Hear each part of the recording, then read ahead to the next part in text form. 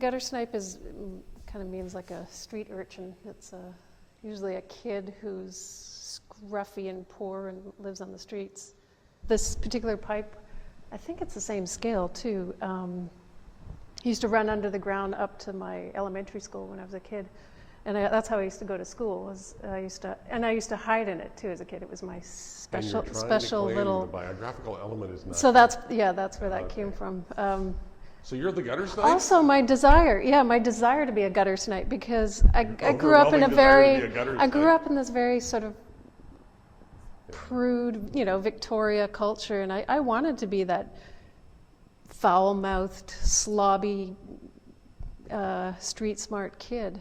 Is it a pipe, and then they it's in? It's a flat sheet that they wind up, which I didn't notice so much until I cut it in half, and it went boing. That's why it's so hard to put back up. It's got tension in it. It's got a spring in it. Yeah, it is like a slinky. It is like a giant slinky.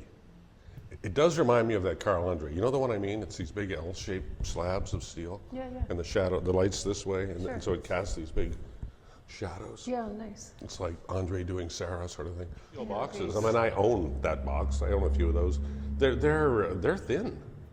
Yeah. But they don't get all. Well, this one is. I almost cut it all out. I wanted it as thin as possible, so it's. But that's what I've always wondered. Like when you're cutting, how do you know when to stop? Because they could collapse. But what they do is they give musculature. Look at this one. Yeah, here. it gives it strength. Where is it? It's some boy or or something. This one here. Like look at his arm. So you did that deliberately, right? Well, yes, partly. Yeah. Like it gives him shoulder blades. And look at it, it moves in his head, and I mean, it does things. That's also a structural thing. And this. Yeah. Yeah, it's got to be really, it's got to hold I could cut out together. a lot more, and it's still fine.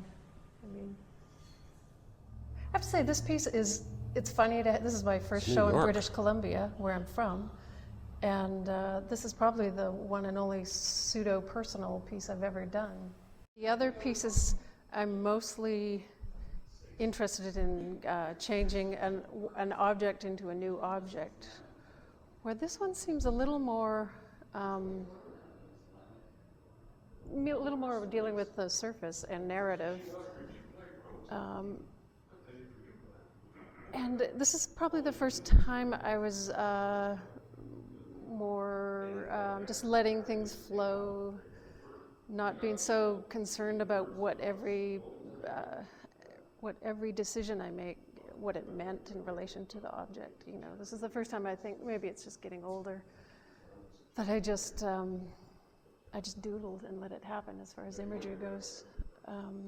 Whereas before, it was always so specifically about the relationship with the object and the image, and how I changed the object into a new object, and that relationship between those. This, I think, is a little more free, a little more open. If it's true that this fretwork screen imprisons and then it allows blah blah blah blah blah and all that stuff I said, does it? It is kind of cool in here. Kind of snug. You feel kind of safe. Snug as a bug. It's like that space under waterfalls. Exactly. Waterfalls always have that undercut, and in the movies people always go and hide back there. Yeah. I just know that we all hold a whole lot of images in our minds somewhere.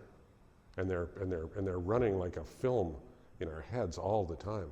And it's not just when you're asleep. It's just you can't see it during the daytime. It's like the sun's out, so you can't see the stars, right? But it's all there, and it's just. And this reminds me of it, just kind of revolving. And it's like film. It's like pre-cinematic film or something, or pre-film, like sculpture film.